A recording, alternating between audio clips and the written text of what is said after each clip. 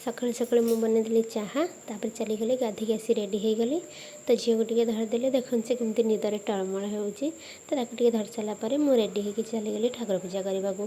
तो ठाकुर पूजा करने को जाइली फूल तो बहुत कम था गरम रे तो मनीष भी फुटुना फूल कौन फुटब।